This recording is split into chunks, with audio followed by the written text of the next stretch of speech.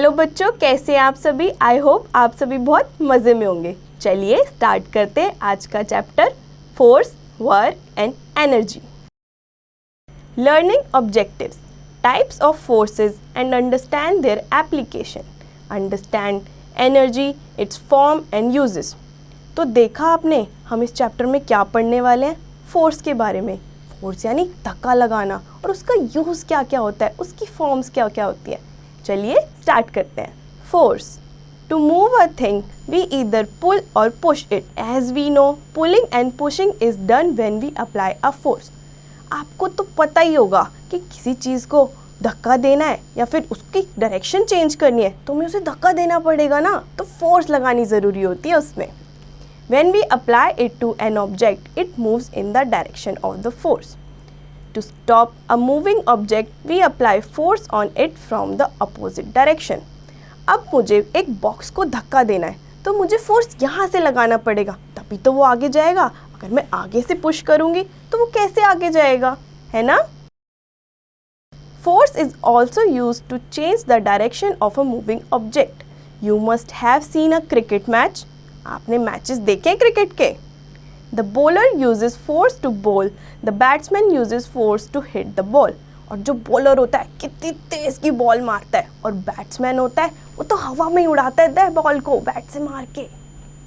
The fielder uses force to stop it. और जो fielder यानी कि कैच करने वाले होते हैं वो तो रोक ही लेते हैं बॉल को कैच करके। These are 3 ways in which the cricketers use force. Force is used to move the body, the ball in this case, stop a moving body and change the direction of a moving body.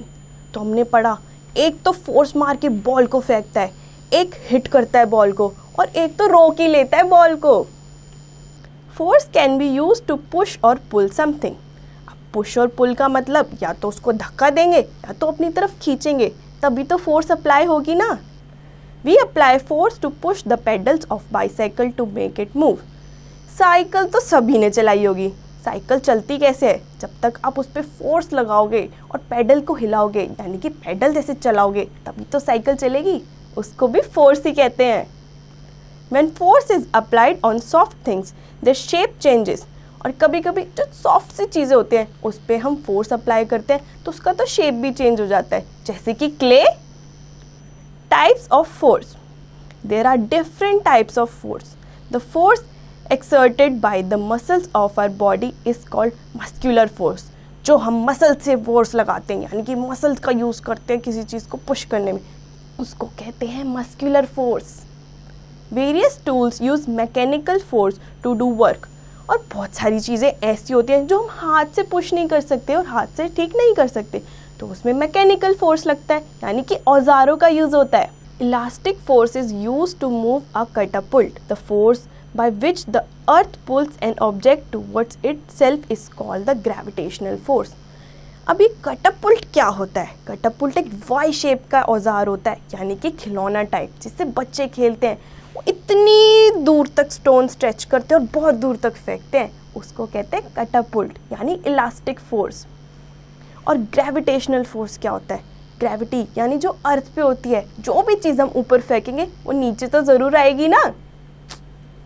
A moving body slows down और stop on its own due to the frictional force. और कोई ऐसी चीज़ें होती हैं जो हम फेंकते हैं और खुद ब खुद रुक जाती है, उसको कहते हैं frictional force. When a ball it's thrown up it falls to the ground. Fruits from a tree always fall to the ground. कोई भी चीज़ ऊपर जाएगी तो नीचे तो ज़रूर आएगी ना, चाहे वो पेड़ के फल ही क्यों ना हो, नीचे तो गिरते ही है ना। This force towards is called the gravitational force. What is work? Work क्या होता है? अब when a force moves an object over some distance, work is said to be done. If the force can not produce any movement in a body, no work is done. जब हमें कोई काम करना है तो फोर्स तो ज़रूर चाहिए ना। जब तक हम हिलेंगे नहीं या फ़ैन ऑन करना है हमें तो बटन नहीं दबाएंगे जब तक, तो कैसे फ़ैन ऑन होएगा? उठ के जाएंगे, बटन को फोर्स लगा के ऑन करेंगे, तभी तो ऑन होगा ना fan. For example, if you are helping to push a car and the car really moves in the direction of the applied force, you do work on the car. अब जैसे कोई car कभी कभी ख़राब हो जाती है तो हमें धक्का मार के आगे लेके जाना पड़ता है। तो जब तक हम उस पर फोर्स अप्लाई नहीं करेंगे, यानी उसे धक्का नहीं मारेंगे, तो वो आगे कैसे जाएगी और हमारा काम कैसे होएगा। On the other hand, if you are pushing the car from inside and the car does not move, you do not do any work. और अगर हम उसे गलत तरीके से धक्का मारेंगे, यानी कार के अंदर बैठ के धक्का मारेंगे, तो कैसे हमारा काम होगा, क्योंकि हम गलत डायरेक्शन में जा रहे हैं। It is because the car does not move in the same direction in which the force is applied. तो हम गलत तरीके से फोर्स लगा रहे हैं, वो सही तरीका नहीं है। When you move an object over a long distance, you do more work than you move the same object over a short distance. और जब हम लॉन्ग पीरियड के लिए फोर्स मारते रहते हैं तो हमारा वर्क बहुत दूर तक होता रहता है। शॉर्ट पीरियड के मारेंगे तो छोटे टाइम तक ही होएगा, यानी कि बहुत दूर तक कार लेके जानी है तो बहुत दूर तक फोर्स भी तो मारना पड़ेगा ना। Work done can be calculated by the following formula. इसके फार्मूलाज भी होते हैं।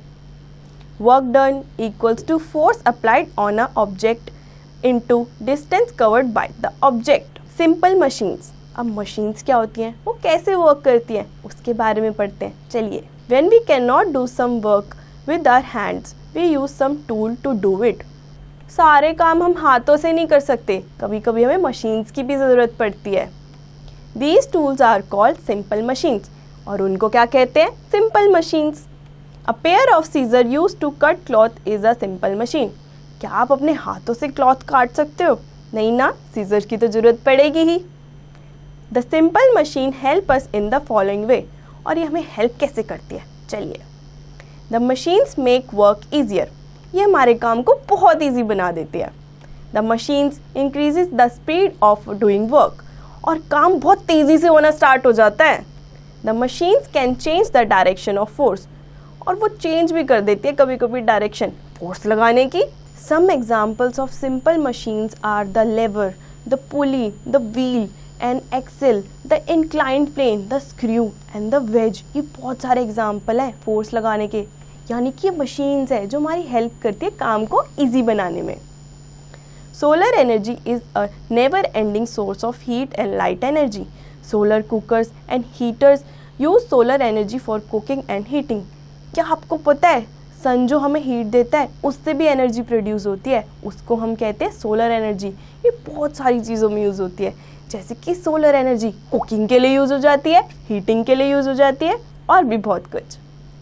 Forms of energy. Energy is of several forms. The common forms of energy are muscular energy. The energy stored in the muscles of human beings and animals is called the muscular energy. अब जो हम हाथों से force लगाते हैं, यानी कि जान लगाते हैं, उसको हम कहते हैं muscular energy. We use muscular energy when we lift an object, paddle our cycle and pull or push our object.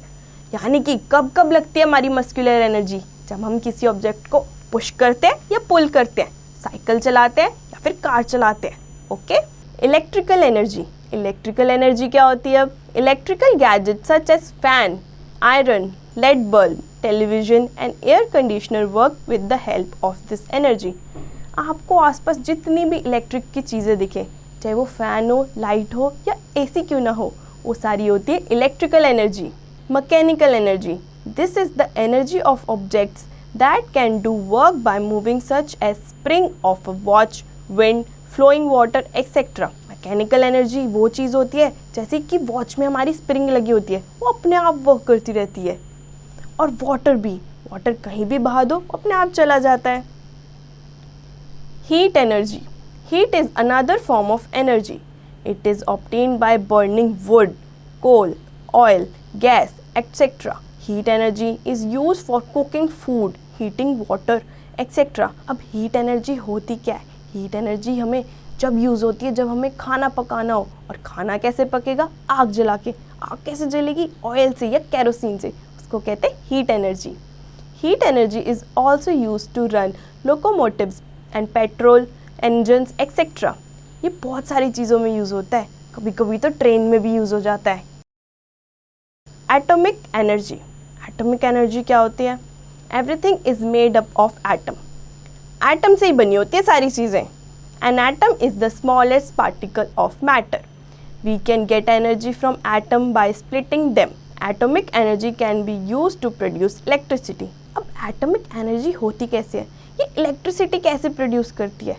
अब आप मान लो ऊपर से आप बहुत तेज़ी से पानी डाल रहे हो, नीचे कोई चक्रा बहुत तेज़ घूम रहा है और वो इतनी तेज़ घूमता है कि वो इलेक्ट्रिसिटी प्रोड्यूस करता है। उसको कहते हैं हम एटम्स, यानी कि वाटर में एटम्स होते हैं तभी तो वो इलेक्ट्रिसिटी प्रोड्यूस कर रहा है ना।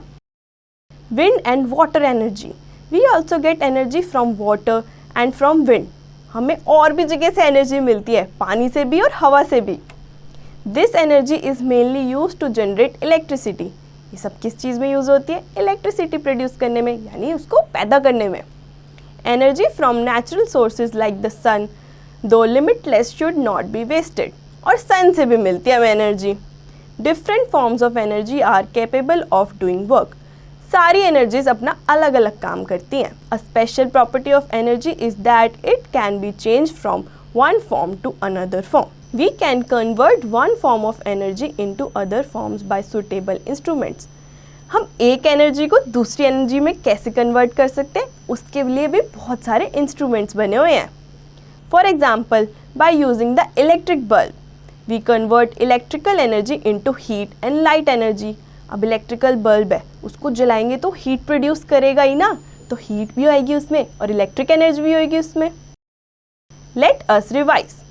Force is applied as a push और पुल। फोर्स कैसे लगती है, या तो आप अपनी तरफ खींचोगे या तो आप उसको पुश करोगे।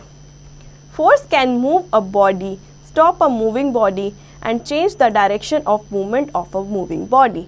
और फोर्स किस किस में चीज़ में हेल्प कर सकती है, या तो फोर्स को रोकने में, या उसे पुश करने में, पुल करने में, या ताकत लगा के जोर से मारने में। Force is essential to move bodies. When a force move some object over some distance it is called work. और हम बहुत दूर तक फोर्स लगाते रहें या कार को धक्का मारे, उसको कहते हैं वर्क। अगर हम धक्का नहीं मारेंगे तो कार चलेगी कैसे। Work can be done with the help of simple machines. कोई कोई काम हम छोटी छोटी मशीनों से भी कर सकते हैं। Energy is the capacity to do work. और बहुत सारी ऐसी एनर्जी होती है वो भी वर्क डन कराती है हमारा, जैसे कि solar energy. The different form of energy are electric energy, mechanical energy, chemical energy, heat energy and sound energy. बहुत सारी टाइप की एनर्जीज होती हैं। आपको पता है साउंड एनर्जी भी होती है, हीट एनर्जी भी होती है, मैकेनिकल एनर्जी भी होती है। आई होप बच्चों आपको चैप्टर बहुत अच्छे से समझ आया होगा। इसकी रिवीजन और एक्सरसाइज खुद से करें।